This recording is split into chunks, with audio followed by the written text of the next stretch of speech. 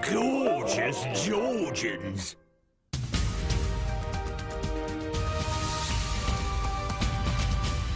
Hello and welcome to the news at When, during the reign of George III, when Britain, and indeed most of Europe, finds itself under threat from Napoleon Bonaparte, a brilliant if slightly power-crazed French emperor.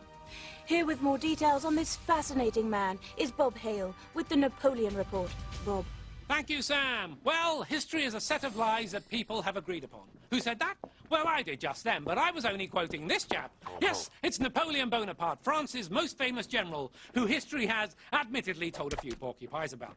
For one thing, he wasn't that short. In fact, he was 1.7 metres tall, the same height as Tom Cruise. And he's not short, is he? So, talking of short, not that he was short, this is the short history of Napoleon Bonaparte, starting right here in Corsica, where in 1769 he makes his first important strategic move, being born. Then he makes another one, moving over here to France and training as an army officer. And as a soldier, he is revolutionary.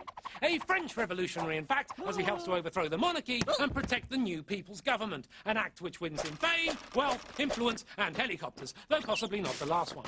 In fact, by 1796, our little soldier boy, not that he's little, is placed in control of the entire French army, and that's the end of that. But not for long! With an entire army under his belt, though not literally, Napoleon sets about showing what he can do with it, invading Italy and Austria and attacking British trade routes over here in Egypt. A tactically brilliant plan which surprisingly falls short, not that he's short, leaving him without so much as a boat to sail home in. Yeah, you can say R if you want, but it's up to you. But when he finally gets home to France, he has a nice surprise waiting for him. And no, it's not a helicopter. With the government bankrupt, if you can imagine such a thing, the people want someone else to run the country. And guess who gets the job? Napoleon! Yes, after a brief spell as governor, he declares himself Emperor of France, King of Italy, and Sultan of Swing, though not the last one. And how does he celebrate? Why, by having another war! And whilst he's utterly thrashed by Nelson's navy at the Battle of Trafalgar, he makes a cracking comeback, beating both Russia and Austria. And as a well-done present to himself, builds a huge Arch of Triumph.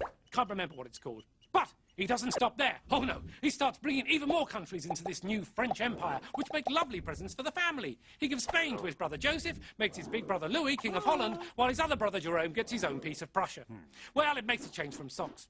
In fact, there's just no stopping those Bonaparte boys, right up until the point when someone stops those Bonaparte boys. Yes, it turns out that the countries of Europe don't much like being conquered, so they start a war against Napoleon, and this time he really gets caught short. Not that he's short. He loses the war, gets captured, and knowing that the game's up, tries to poison himself to death. But his plan hits a hiccup when the poison gives him hiccups, and he just vomits it all back up again. So the Allies kick him off the throne, exile him to the tiny island of Elba, and presumably clean up the vomit. And that is the end of that. But not for long, and I mean really, not for long. Within just 100 days, Napoleon escapes from the island, gets back to France, raises an army, and yep, you've guessed it, starts another war. He strikes back against Europe, facing the Duke of Wellington at Waterloo, a battle which perhaps unsurprisingly proves to be his Waterloo.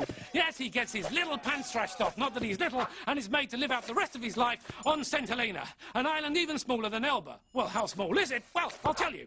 If that's Elba, then that's St. Helena, then that for scale is a football pitch, that's a London bus, that's Napoleon, that's Tom Cruise, that's a sheep, that's a dog, that's a cat, that's a mouse, that's a spider, that's a baby spider, that's an atom, and that's how much energy I've got left after explaining all of that to you. Oh, honestly, I just think... Oh, yeah. Why on earth do I do these standing up? Oh, back to you, Sam. In 1805, the French army under Napoleon were the dominant land power. But when it came to naval power, the British Navy under Admiral Lord Nelson simply ruled the waves. Anchors away, boys!